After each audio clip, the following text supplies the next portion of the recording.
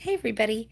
I just wanted to come on really, really quick because I have a very, very compressed week and I'm chilling right now and husband's making food, so I want to be available for him once that food comes down because he's being so sweet for cooking.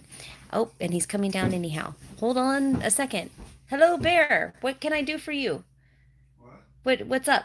Just coming down. Okay.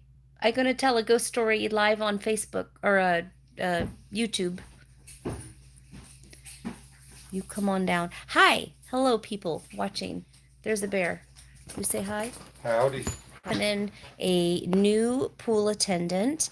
And she was finishing her paperwork yesterday, and she had brought in a what I think is an Inuit Indian ghost with her, a little woman, a little younger woman.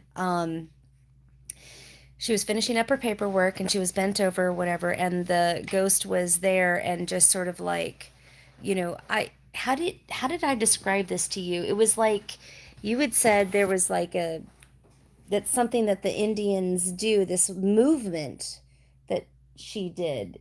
Right. It was her hands were at her side, I've you seen know, Native Americans stand around and do that little rocking it motion. was, yeah, she was standing at first she was sitting in the chair and that's when I noticed her.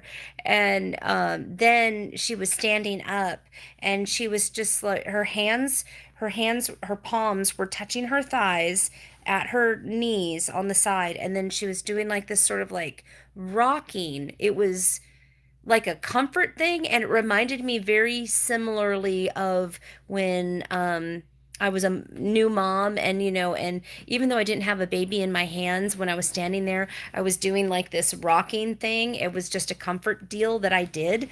Anyhow, so she was doing that. She had long black hair and it was sort of tied up in like leather straps is what it looked like, or it could have been some sort of cord, something. And then she had like what I think is a leather sort of tunic and a wrap around her that had embroidery on it and little tiny shells that were sort of sewn in. I got a feeling that she admired Nicole in some way, and that's why she followed her in. I'm not sure exactly why she was there. Today, anyhow, she went out of the office yesterday and she followed Nicole back into the pool, and I didn't see her again. I didn't think much of it. I told Bear when I had gotten home about the situation. Um, because we do see, well, I hear a lot of ghosts and I communicate with a lot of spirits. Um, I don't know, is that telepathically? I don't know. Usually stuff gets pushed into my brain and I'm like, oh, somebody's here. Somebody has to say something, or I'll feel them. I don't necessarily always see full on apparitions the way I did. Um, when it happens, I often mistake it as an actual person in the room, and then I find out later that that person wasn't there. This clearly was like out of place, completely out of place. So today, when I went into the office, I had to go back in because it is hell week for me.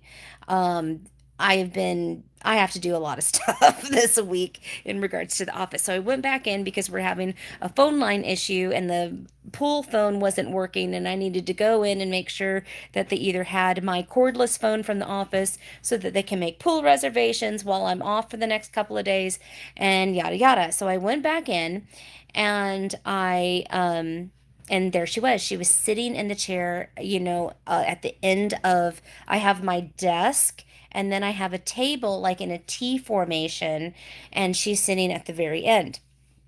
And I ushered her. I told her, I said, it's okay for you to leave. It's okay. You don't have to stay in here.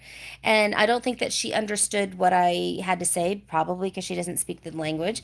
Anyhow, and then so I ushered to her and smiled that she could go out. And when I did that, she stood up, and it's like it wasn't like she took steps. It was just like automatically she was like through me and out the door. And then I turn around and she's not there. She's not there at all. It was just crazy. And like I felt like she went right through me, and had this huge smile on her face, like, oh, thank you for letting me go, kind of thing. Um, but it was a really good experience, and it was just really, really nice. When she went through me, it was pretty apparent on how she died. I think that she drowned in the bay. It could have been a fishing accident. She could have been thrown over on her boat. I'm not sure. I know that there were a lot of Inuit Indians that came over from the mainland during certain seasons to hunt and fish on the island. So I think that might be what's going on. Hello, everybody. Hi, everybody. I see so many people. I see so many people saying hello. Ghost stories for you. Um, so yeah, so that was a thing, and it was just a very little quick thing, but to have a ghost interaction 2 days in a row, that's not happened to me before. So I don't know if I'll see her again. I don't know her name. Like I don't have any other feedback in regards to that. I just felt, I felt how she died. I felt, her huge smile. She seemed to be a very vibrant person in her community.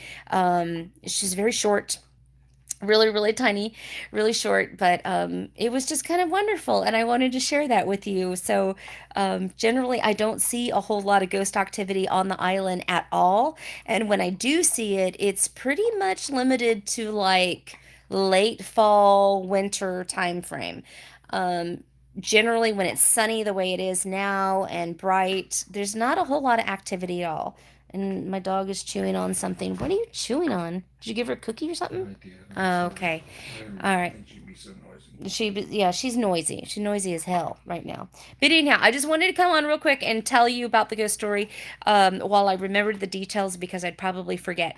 And with that, I'm going to go, and I wish you well, and I hope that you have a wonderful, wonderful weekend. Bye, you guys. As I turn this off, how come I never can do this?